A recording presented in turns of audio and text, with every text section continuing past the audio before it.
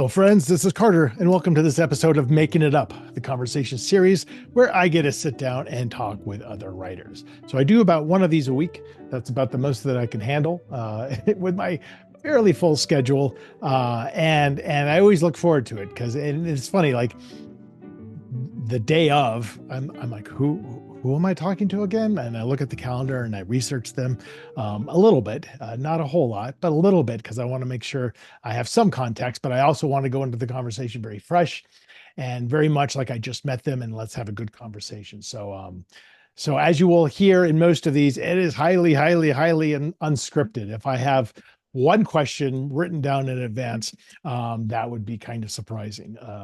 So forgive me if the flow sounds like it's completely off the cuff, because it absolutely is. Before we get to today's guest, just going to remind you that I am loving working with my new company, Unbound Writer. We do one-on-one writing coaching.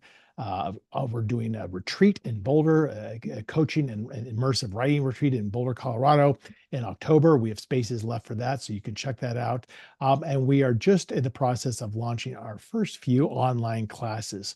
So if you are an aspiring writer, established writer, a struggling writer who's just looking for some extra motivation, some extra tips, or even just somebody to be accountable to, Unbound Writer, through that, we do all of those things. You can check us out at unboundwriter.com.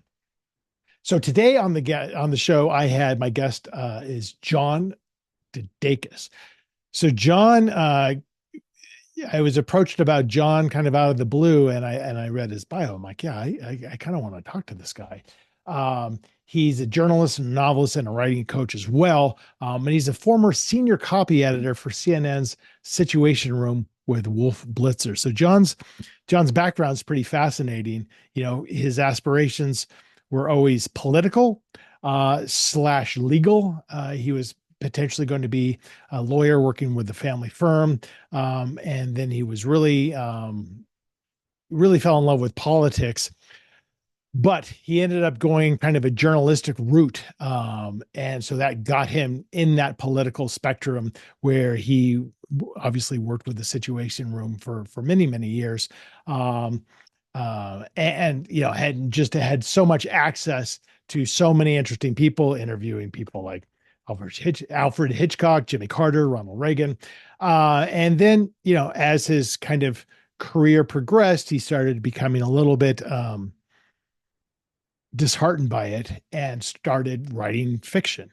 And he's got some interesting stories about that struggle of getting a book published. And as he describes in the show itself, it took 10 years from writing his novel to just getting an agent. So that's how heartbreaking this industry can be. And that is not completely out of the blue, out of the norm kind of a story. It is terribly hard to not only get an agent, but then to actually get traditionally published is next to impossible. So it was interesting comparing notes with John. And his most recent novel is the third of the series of the Lark Chadwick mysteries, and it's titled Enemies Domestic, and it's got a fantastic cover. So anyway, we had a fantastic conversation. He was really great to talk to. He was fearful about the storytelling at the end, but he did just fine. We made up a nice little story about a fresh grave. So I think you're going to like this one, folks. This is my conversation with John DeDakis.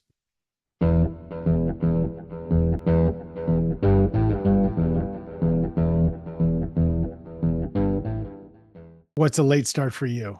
Well, look, I worked overnights at CNN for 17 years, so my body's been bludgeoned into submission, and I only need about 5 hours of sleep. So lately, I've been getting up around, I don't know, without an alarm, about 3:30, 4 o'clock, something. I know, but it's like, what the hell? Your If I'm awake, circadian I'm rhythms awake. are permanently tainted from CNN. Yeah, exactly. So, but today I got up at around 6, I think. My goodness, yeah. Which is You late. might as well just go back to bed at that point. Your day's basically over. Which I 6. pretty much did.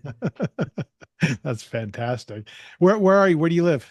I'm in Baltimore. Okay, so yeah, that makes sense. All the DC connections and whatnot. Were you Was the Situation Room, and just for listeners, John here worked for CNN, as you mentioned, for 17 years, and uh, primarily with the Wolf Blitzer show. Is that correct?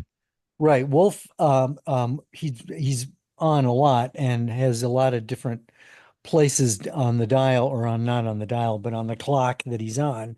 But the Situation Room was the show I worked on the last 7 years I was with CNN. And that's a DC based show, not That's Atlanta. right. Okay, That's right. okay, Yeah. yeah. So he lives probably in DC, I'm He assuming. lives, yeah, he lives in Maryland, Okay, north of the district. okay. So you obviously had lots of fodder for writing, but I'm curious to know, hey, where did you grow? Did you grow up in the East Coast or somewhere else? I grew up in La Crosse, Wisconsin, which is Oh, on hmm, Wisconsin's west coast, hmm. otherwise known as the Mississippi River. And I was there for, I don't know, until I went into the Army, which would have been, I was 20 when I went in, Oh, wow. and got out when I was 24. And, my folks still lived there, but after I got out of the service, I really, I moved to Madison, Wisconsin, went to school there, and Oh, yeah. I got my first journalism jobs there. We toured that school. That was one of the schools my daughter was looking at. Good It's school. it's amazing. Yeah, and she got in, but they didn't give her hardly any money. So we're like, nah. Yeah. From Well, out of back in state, the it's day, hard. I mean, well, I was going to say out of state. In state was different. Yeah, in-state would have been not a problem. But she's at Michigan State, which is another large out-of-state school. So she loves it. But yeah, Madison's beautiful. And growing up in Madison, did you have writerly aspirations or not so much? I had political aspirations. I was about to say, it seems like it bifurcated, like it could have gone either way, and it went both ways ultimately. It Um, ultimately did, yeah. I mean, I was actually, my dad was a lawyer. I was gonna be a lawyer and then go into practice with him. And the plan was that I was gonna use the law as a stepping stone to get into politics.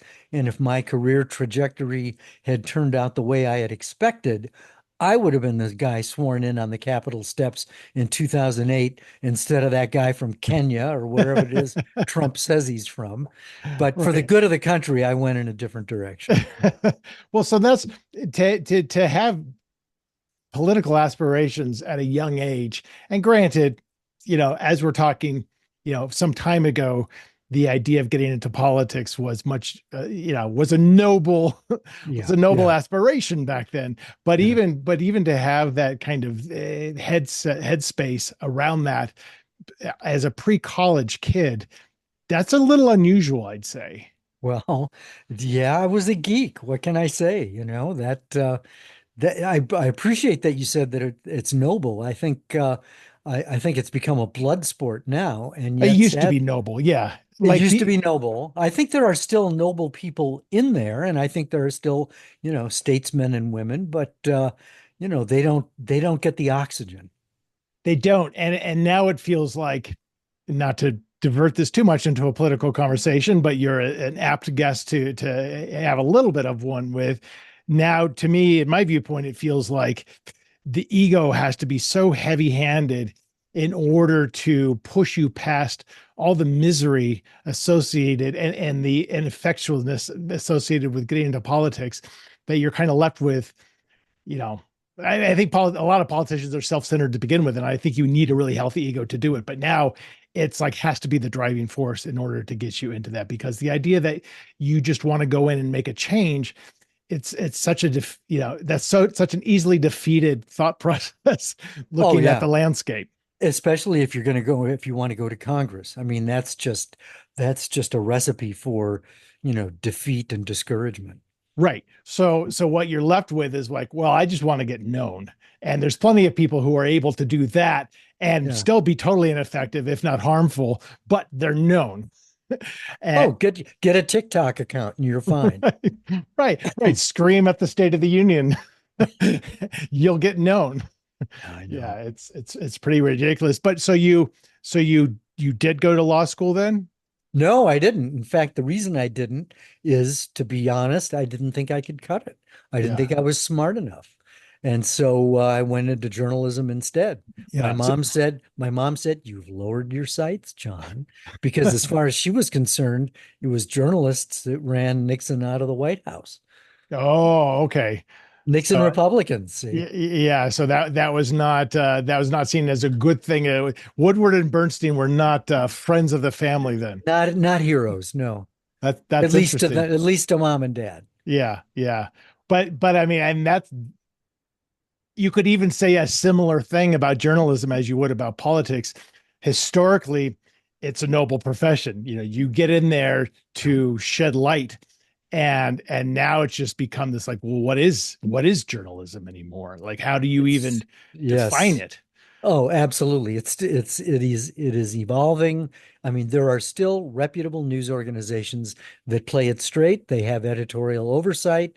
They care about the facts and accuracy, and those publications and wire services and newspapers and broadcast sites still exist. They're still out there, Yeah, but yeah. the cacophony is everywhere because of social media. Right. So you have the kind of the confluence of the cacophony, which is drowning everything out, and you have the problem of these reputable media outlets bleeding to death Yeah, just because of the financial modeling landscape. right. That it is hard for those stalwart institutions to still bleed through. Although, like you said, there's, I've got subscriptions to some of them, and you know, you still can rely on them, but every year you hear these reports like they need to raise some serious money because this is going to be Absolutely. Yep. problematic. Yep. No, you put your finger on the problem. What was your journey? So I've spoken to a lot of novelists who started out or are still journalists. So you really cut your teeth and learn, pithy writing, get to the point. Yep. What are the truths? What is something that's going to grab somebody's attention, which all lends itself quite nicely to, especially to thriller writing, because Right. you don't have time to beat around the bush when you're writing writing a thriller. You're not going to write a page on describing the magnolias in the backyard. um, Exactly. so would you say you really you found your writing style? Like, was that challenging? Because it's a hard thing to do. Um, you're absolutely right. Journalism does discipline you to be to write tight. And the hardest part, I think, was giving myself permission to make things up. I mean, if you some of the my friends who watch Fox News go, well, you were always doing that. But no, writing fiction that took a little bit of a tectonic mental shift, Right. to feel like I could get out on a limb and just, let her rip.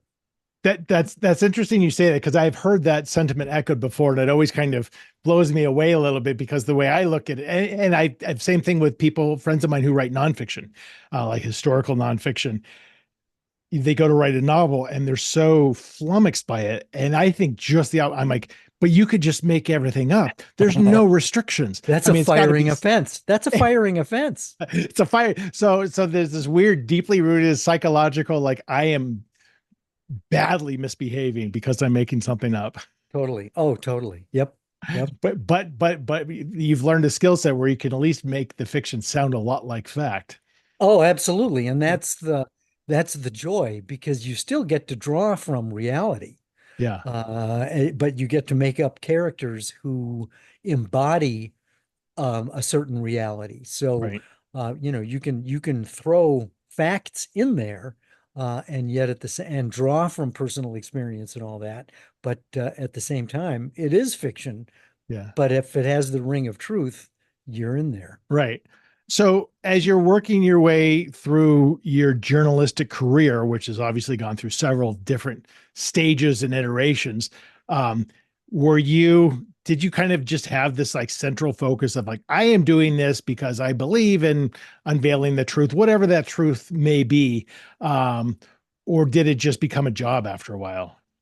No, I think that it really was a sense of, I don't know, mission, I Yeah. guess, to tell the truth, hold politicians accountable, tell stories that are edifying, So that motivated me for, I was a, professional journalist, 45 years. I think that there was a moment where it wasn't fun anymore, when they made me an editor. Hmm. Um, one of the guys I was working with on overnights said, "You'd be a great editor." What he meant was, I want off nights and weekends, and you'd be a great warm body to replace me. Oh, When I became an editor, I discovered that it paid well, but it was tedious. It was yeah. fault finding. And so that's when I started to play with fiction, while I at the same time had the day job. And then the other time it got to be not fun anymore was Sandy Hook. The Oh, yeah. Did you, when I the mean, did you go on site and things like that? No, I was an editor, so I was behind the Oh, yeah, scenes. But yeah. You you're can't even like locked read in. those stories. It's Oh, just, I mean, my son had died about 2 years before that, so it was pretty raw yet. And so getting oh my paid goodness. to watch other people's parents die, cry for their dead kids wasn't fun anymore. Yeah, And yeah. that was really when I decided it was time to And then you hang have it up. people like Alex Jones making up stories about it that I like that I can't even wrap my head around like how that feels to the parents. It just is it's just mind-boggling. It's just like, wow, there are no depths to human evil Yeah, when and I you mean read. Marjorie Taylor Greene following around one of the a massacre survivor, basically accusing him of being, an actor. Yeah. You know, It's yeah, and it's that's and I even remember again, not to shift it too much to politics, but I remember, Obama was always asked after 8 years, what was your single greatest misery? And he said, my ineffectiveness to get some kind of gun legislation done after Sandy Hook. Yeah, He's like, it was so defeating. It's like, what more do you need than exactly, this? exactly. That was the moment.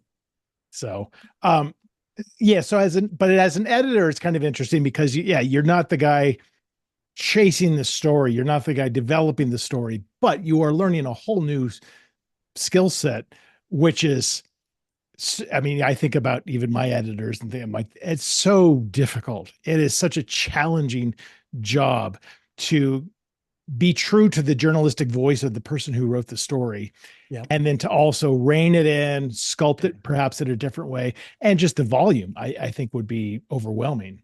Man, without having done it, apparently you understand it because when they made CNN made me an editor, they didn't give me any training. I mean, I'd been a journalist for, Right. You know how to write, so you can 25 years. edit. Yeah, and what I discovered is that you start to see everybody else's copy and you go, well, I could do that better. And I started rewriting everybody. Right. Well, there are two problems with that. One, you piss off some very good writers. And two, you start crashing shows because the volume, you don't have the time. Right. You don't have the time. So you do your best to let them retain their creative, approach and their voice and look for, accurate writing. You want to make sure that there aren't any words dropped, everything's spelled right that's on the screen. There's plenty to deal with, but Right. it's tedious. Right. Right. And you have to be a diplomat too. Right. Yeah, because and I can only speak from a point of being a writing coach, which I know you do some of that as well.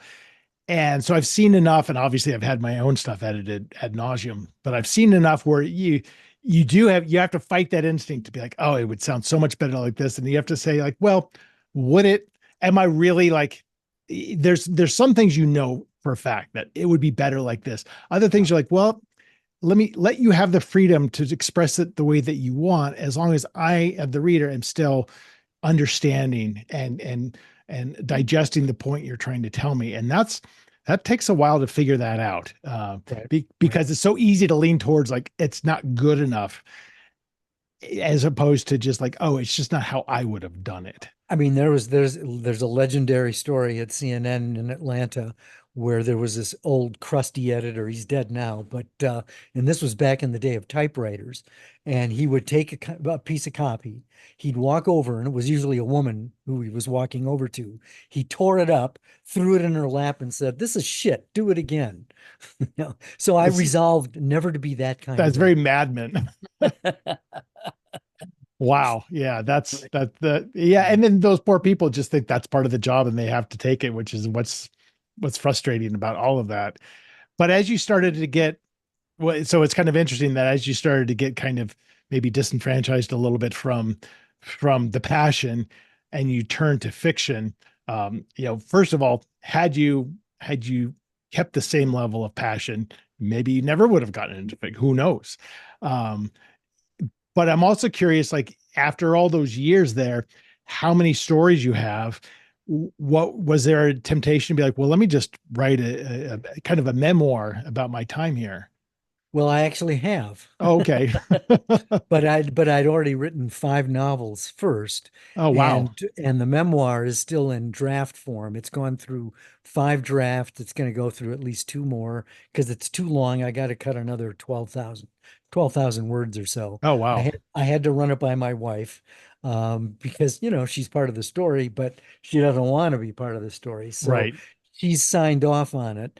And the basic premise is I've identified pivotal moments that have brought me to where I am. It's sort of the struggle to find personal integrity. Yeah. Oh, And interesting. it's taken a while. That's interesting. I mean, but and that's a great theme throughout novels as well, is that the protagonist it's the classic redemption story, but the redemption story could just be about like, I'm just trying to find my personal integrity, and that becomes a very strong, powerful message. There you go. Exactly. I mean, that's why I think effective novels stay with you because the characters resonate and you start to care about them. And that I think is why people read and we live lives that are risk averse, but we want to throw the kitchen sink at our protagonist so that the reader lives vicariously through their trials and tribulations. Right. And isn't that the hardest balance? I find it to be, because you want that thrill, you want that adventure, you want that danger, but you can't push it so far that it becomes inaccessible emotionally to the readers. So these Exactly. readers have no experience being shot at. But they can get it if you don't make it into a James Bond novel. Um, Exactly. Yeah. and that's a balance, and that takes sometimes, like I'll finish a novel and I have no sense if this protagonist is somebody anyone's going to care about, and you almost need those beta readers to start giving you feedback. Absolutely. But beta readers are priceless. So as you started writing your novels, and you said you struggled a little bit with just the idea of you're allowed to make stuff up, but did it, writing long form, was for me, it was so hard. Like my first novel took me, it actually went fast, but it was terrible. But Yeah. just the idea of like, how do I write a sentence? How do I write a sentence? I don't know. Uh, and and it's gotten easier over time, but did you find it to be this like really difficult thing, or through all those years of experience of writing in general, did you like, oh, that wasn't so hard? What I discovered, what I set out to do in order to get my book published is that I didn't give myself permission to write a book until I'd had a short story published. Oh, The interesting. problem is I'm not good at short stories. And Me neither. maybe I was pitching the wrong places, but I mean, I was getting rejected over and over and over again, and yet, I thought these were pretty good stories, and so, I decided, well, what the hell? I mean, I've got an idea here. Let's roll with it and see what it come up with, and that the long form actually worked. Yeah. It's funny. I'm the same way. I mean, I've written maybe a dozen short stories over the years, for publications. But I'm like, you start thinking like, there's so much about this character that this could be a book.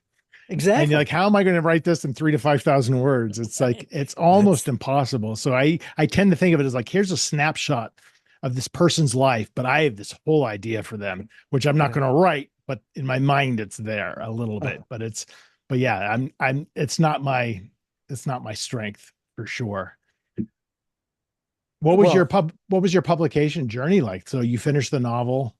Well, actually, I there was an intermediate stage because I started to write, or actually started to research a biography of a friend of mine who was murdered in South Georgia, Oh, wow. and I had access to his widow, his mistress. It was going to be a good book, and And so I put on me my reportorial chops and, I traveled, I interviewed, but it was getting expensive and time consuming. Plus I was finding out about him that stuff that his family didn't even know. And that was causing a lot of consternation. And so they asked me to put it on hold, which I did because, I had three kids and a wife and Yeah. mortgage and a day job that was actually at night. And so I put it aside and I talked to my wife about it, and she said, "Well, why don't you, take some of your research and fictionalize it?" And that was brilliant. So I was able to pour a lot of the research into it. I could write in my jammies. I didn't have to travel or Right. anything like that. It didn't have to be accurate.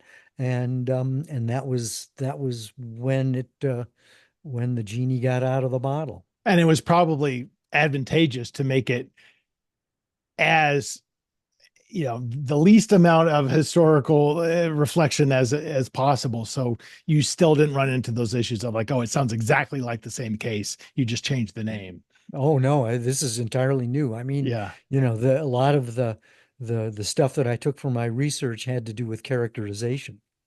Okay. And then was that the when you started writing that, you're like, oh, this is going to be a series or a standalone, or you hadn't thought that far? No, I hadn't thought that far ahead. All I wanted to do was get published. Yeah. That was Herculean enough.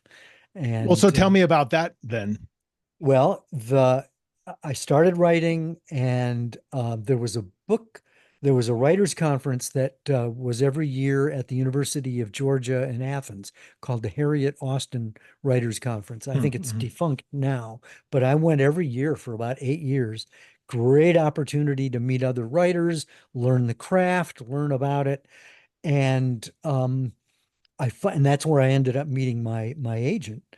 And but one of the things I learned along the way is I didn't even know what my genre was. Right. My agent is the one who told me I had written a thriller. I didn't Yeah, know. right. So it was getting rejected. It went through 14 major revisions and 39 rejections.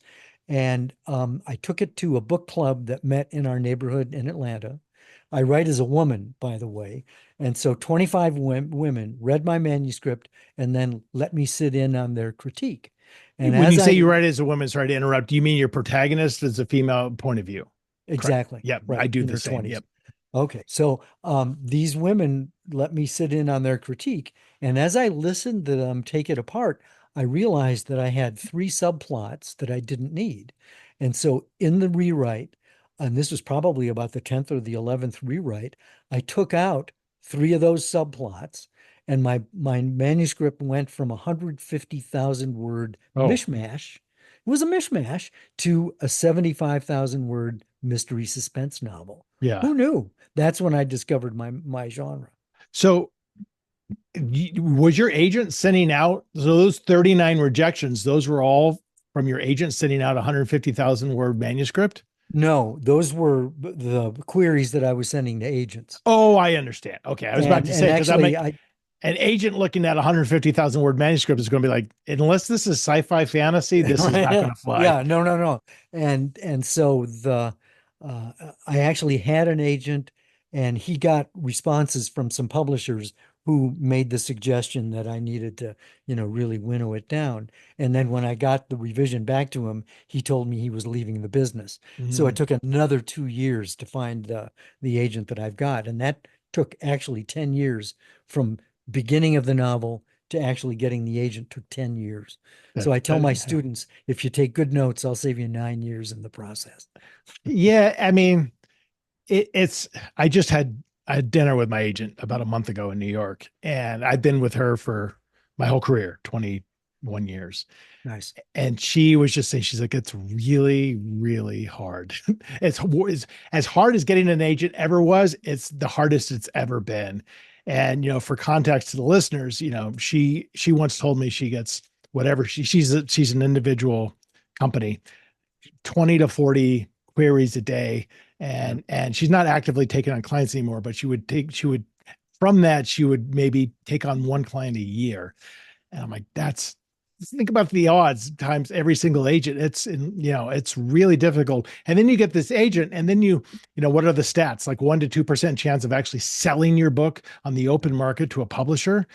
Right. It's It's And brutal. yet, and so people will default to self-publishing, Yeah, which is fine. I mean, if you've got a story to tell, you can get it out there because the gatekeepers, don't always get it right. But I still feel that a person should definitely try to go the traditional route first, because if for no other reason, it'll bring your writing to a professional level. for sure. And if you do choose like, and I know people who like so many rejections, like screw it, I'm just going to self-publish it, Yeah. which again is fine. It's not you probably don't want to self-publish out of spite. um, you have to be really mindful and embrace, one of the things I teach is I teach embracing rejection, really learning from rejection, understanding why you're being rejected and Yeah. not taking it personally. Because Right. once your book is out there, it is out there. So Right. if you want to go the traditional route after you've self-published, all those publishers can look at your sales, can look at what's out there and associated with your name. And so at the very least, you should be hiring a developmental and a copy editor Right. to help you, because how Well, many man, how many typos are left in books even after they've been professionally. oh man, I mean, I just went through the galleys for my most recent novel, and I read that book 8 times in the galley process. Every time I was finding something wrong, It's crazy. and they finally sent me the print version of for one more pass, and I found one mistake, an H, no, an N should have been an H. Wow. You know, Wow. Yeah, when my printed galleys are received, I always give one to my mom, and that's the first time she ever sees or even knows anything about that book. And she can sniff out a typo unbelievably. So she will find it. And she always says, she's like, well, I'm not going to comment on the overall book, but I will say on page 42, right. Thanks, Mom. I know. So I will say it was one of the most disturbing things I've ever read, but there's also a typo. So have you been with the same publisher throughout all of your novels? Actually, no. I've been with the same agent for 20 years, but the first publisher, Arca Books, published my first two novels, and then they went out of business at the Yep. beginning of My first COVID. novel, they went out of business 3 months after it got published. Amazingly, though, another publisher came along, and I'd already written. My publisher or my agent had switched me to a different publisher, and but another publisher had come along, and so the first two books got reissued. So I've got two publishers basically, which rarely happens with a series. That is yeah. Usually, like if you get orphaned in a series, you're kind of screwed.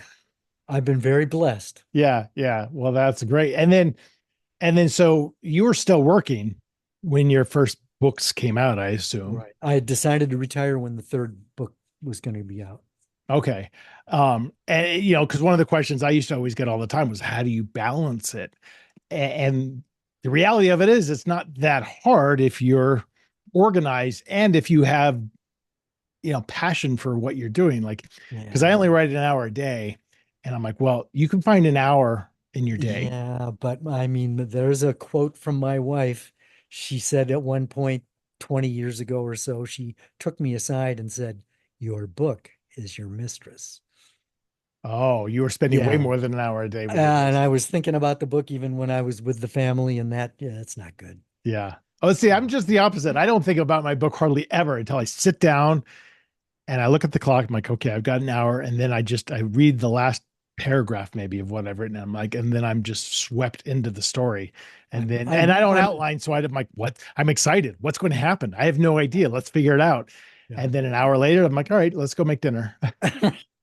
Well, I'm more in that place now, but it's taken a long time to get there. Yeah. Yeah. Because you do also spend a lot of time thinking about like how you can get better. Yeah. And that can, Well, that's lifelong. that's lifelong. And you can also get pulled. That's like a riptide, right? Like if you stay there too long, it's just going to suck you out to sea and you're never going to get anything done. Exactly. That's paralysis. Right, right. People talk about writer's block. I'm like, there's no writer's block. It's usually just a It's massive fear. lack of self-confidence It's fear. and a strive for being perfect when you're never going to be perfect. So why strive Exactly. for it? Just Yeah. get that first draft done and don't even, to me, I'm like, I don't even look back that entire first draft and I'm Yep. pantsing it. And I'm like, Same I way. don't know. I'll forget entire minor characters. I'm like, Oh oh yeah. shit. But the hardest thing to do is getting that first draft done. So once It that's is. done, you're like, okay, now I'm Right. excited to make it not shit. Yes, exactly. Yeah, I mean, that's such an important psychological hurdle to get it done. I do the same thing, although I do try to plan, although for the most recent one, I didn't. That was an entirely pantser job. And Cindy, my wife, was my canary in the mine. And Okay. we came up with the idea together. I would write a chapter and then share it with her. She'd give me comments, and that's the way it was for the whole way. And Wow. yeah, and she had some very constructive suggestions on how to bring it in for a safe landing. And so she deserves a lot of the credit. That's that's a strong relationship right It there. Like is. Oh yeah. I don't We've show been anyone married. anything. Like No, I maybe my critique group, which I'm not even really that active in it anymore, I would show them two or three chapters before the book even got finally came out. But then I'm like, if I show you these chapters, I know they're going to change. So yeah, it's like I don't show anyone until it's done and yeah, edited, and then there's obviously there's a million different rounds of editing to still go through. But once it's right, fixed in your mind, right. that's when I show I it to I think somebody. that's really a good approach because once you've had a chance to wrestle through all of the problems, then that means you can better discern the value of the feedback that you are getting. Right. That's a really good point because you might already know there's a ton of different problems with it, but you want to get to a place where it's perfect in your mind, knowing that it's not at all, but it represents the best of your ability at that point in time so that you can be receptive, right? Totally receptive to like, oh, I never even thought about that. That's a Right. great point. It's otherwise you're driven and tossed by everybody else's ideas. Right. And that's a whole nother skill set is knowing who to listen to. Um, Oh boy, that's something that's a great observation because you can almost teach a class on discerning the kind of feedback you get. You can. I mean, that comes from critique groups, right? So you're in a critique group with, say, six people. Maybe you're close with all of them, and they're all very good writers in their own way. But you'll have the one person who wants to tell you how they would have done it. Right. And then you have the person who doesn't really say much at all. Then you have the person who solely focuses on commas. Right. And Somebody's then got I always remember like this guy who led the group. His name is Ed Bryan. He's passed, but he was a really well-known sci-fi fantasy writer, and he would always go last. And I'm like, I would just sit there and like, I can't wait for him because he wouldn't give you a lot of detail, but he'd give you these overarching comments that you're like, oh my God, that's so intuitive and you're so right on the money. So I'm like, I am listening to Ed. Mhm. And if everyone else says kind of the same thing, I will listen to that collective comment because they're right. Mhm. But if you try to make changes from everybody, you're going to have a complete bastard of a manuscript. Totally. Yep, exactly. So is this the first book? Was this that first book that you quote unquote co-written or had that kind of Oh no, experience? Cindy, I showed when I wrote that, tome, the first book, Fast Track, I showed it to Cindy and she read it. She was, supportive, and it was 150,000 words. She underlined one and said, "You sure you want to use that word?" Which is fine. I changed the word, but what about the other Right. 149,909? And They're all fine. she said, I didn't know if you were any good. I didn't want to break your spirit. So Oh, that, I mean, it's good to get feedback from someone who's a bit more at arm's length because yeah. anyone closer is either going to break your spirit or they're going to be so complimentary that it's no They're help going at to give you all. false hope. Yeah. Right. Right. Right. It's Yeah. all the American Idol contestants who have been told their whole life they can do anything they want to. And then they get in there and Simon Cowell just says, you're terrible. I know. Jeez. And they are Right. usually. Right. And that is such a powerful and important lesson to go through. My first three novels didn't sell even after I had an agent, and I just kept plugging away because I'm like, I wasn't bitter. I'm just like, well, I'm still learning. Of course they didn't sell. Let me figure out how to get better. And most of that Well, just comes from doing it over and over and it's over amazing again. she stuck with you. I know. Well, it's so funny because I got the agent and the first book didn't sell, and I about halfway through that rejection process. So it takes about a year for a book to be totally rejected. I panicked because I had that exact same thought. I'm like, why would she stay with me? So out of fear, I wrote a second book as fast as I could. And so we just kind of, but then I started reading the rejection letters, and you realize these high profile editors, because they know my agent and they Yeah. accepted it, will write 3 or 4 really detailed paragraphs about why the book wasn't right for them. And I'm like, that's gold. What kind of takeaways did you get from those that My feedback? the through line that I realized was that my heroes were too weak. And I'm like, Ah, that's really interesting, because that was a very conscious decision, because I like weak heroes. I like people who fail along the way until they get to the point where they can succeed. And mhm. I still do that, but I realized I just was making it too much, where it's just like you're getting sick of the protagonist. You're So then right. my next book, I'm like, my hero is going to be kind of Johnny Kickass, which is not what I typically write at all. Yeah. And my passion is going to be in writing my villain. And that's the book that sold to the Okay. company that went out of business. If it's not one thing, it's another. It's just such a long slog, but you do it because you love it. I mean, there's no there It's not a get rich quick thing. no, or get rich ever kind of a thing. Ever. That's yeah, better said. If you were a career counselor talking to high school students, not in a million years would you suggest becoming a novelist, Oh, much exactly. less a journalist. I had a high school kid ask me, I was at a writers conference and he raised his hand and he said, I'm thinking of not going to college and just being a writer. What do you think? And It's I think you need to go to college and I think you need to get life experience because that is going to fuel your writing. right. You need to Get a start day paying for job, your rent and then get a realizing how day, hard it is to get money. get a day job. But I've said this a lot of times on the podcast. I do believe if you are a writer, however that presents itself, that will come out of you one way or, I mean, I just interviewed this woman, Mary Adkins, who was pretty fascinating, went to Yale Law School, really the number one law school in the country. On her second day at this really high paying corporate job, she's like, I can't do this. Like, this is, and she quit and became a novelist. I'm Wow. like, talk about like, really a powerful thing to do, and really kind of probably not recommended by anybody. But she's like, I'm a writer. I can't do, and she just knew it in her soul. I'm like, wow. Yeah. Other people I know who just wanted to be novelists were usually so young and poor that not making money from their books was, they weren't making money anyway, so might as well do. But when you start having an established career and decide to become a novelist, you very quickly learn not to quit your day job.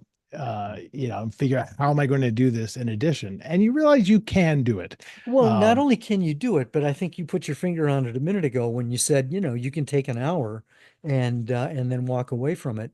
And one of the I give some writing exercises in my classes that are timed, and they're starting with a blank screen or a blank page, and I give them a particular prompt, which I know is not long enough. And they're still writing, when the timer goes off, and I said, remember how this feels the next time you tell yourself, oh, I don't have enough time. Look at what you did with that blank screen right. in just 10 minutes. Right. I've written a whole article about this. The idea of like there's not enough time is a myth. It's a complete myth. Time Yeah. is whatever you want it to be. It's I don't have the passion. So one of the things that I do with my students, the very first thing I do with an individual student is we dissect, why are you writing? What is your why for this? Yeah. Because if it's because you like the idea of being a writer, that might be a struggle for you.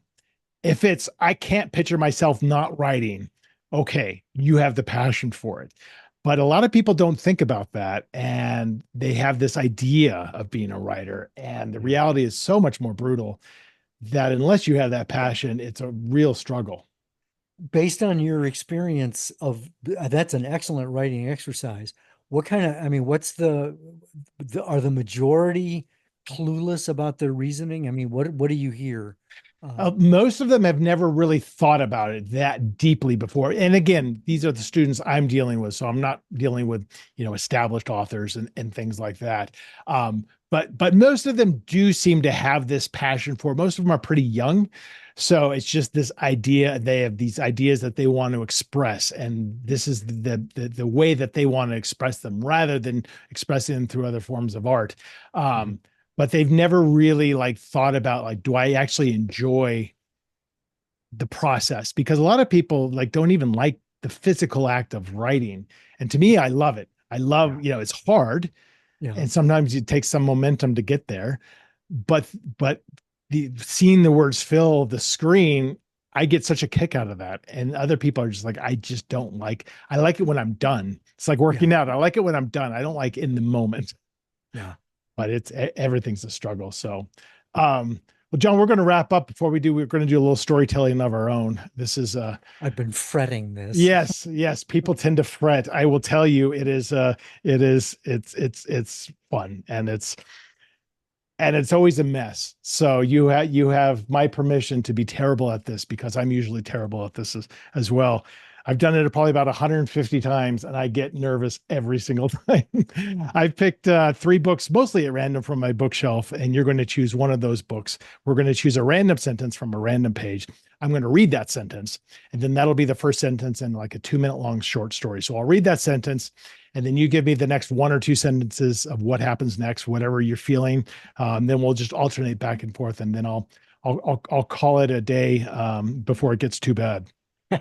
Okay. I've got Harlan Coben's No Second Chance, Alan Topol's The China Gambit, and this isn't actually even out yet. Audrey Lee's The Mechanics of Memory.